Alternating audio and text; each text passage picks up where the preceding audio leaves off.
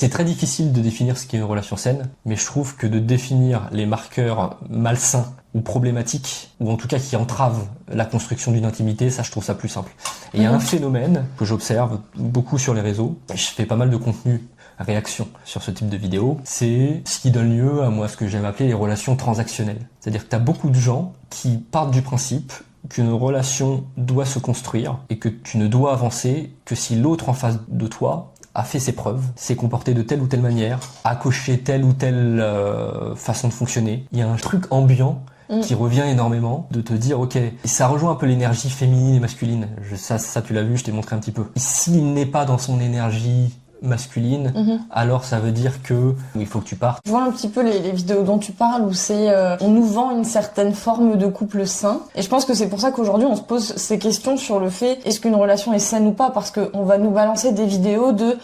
s'il vient pas au premier rendez-vous avec un bouquet, s'il paye pas le resto, si après un mois il t'a pas présenté à ses amis, si il préfère une soirée avec tes potes plutôt qu'avec toi. Ah mais du coup c'est pas sain, parce qu'en fait moi je voulais le voir samedi et lui il m'a dit qu'il allait avec ses copains boire un verre, mais ses copains il les a déjà vus la semaine dernière, il savait très bien que moi samedi j'étais disponible, et du coup voilà, je pense que c'est quelque chose qui aujourd'hui on définit une relation qui est saine ou pas beaucoup parce qu'on consomme justement sur internet, comme tu le disais, ces vidéos sur lesquelles tu réactes quoi. Tes exemples ils sont très bons, le problème c'est ça, il est d'attendre que l'autre coche des cases et on projette notre vision sur l'autre, et tant que l'autre n'a pas coché ces cases, alors ça n'est pas un feu vert. Et finalement, le feu vert pour avancer dans la relation, c'est que l'autre doit cocher ses cases. Mais ça fonctionne pas du tout comme ça, et au contraire, c'est le meilleur moyen de ruiner toute forme d'intimité quand tu fonctionnes comme ça. Il faut accepter que les gens fonctionnent différemment. Il faut accepter que l'autre en face de toi, il ait des comportements qui ne te plaisent pas. Et ces comportements qui ne te plaisent pas au début peuvent évoluer ensuite, une fois que le rapprochement il est fait. Et effectivement, un homme ou une femme qui va tomber amoureux de toi,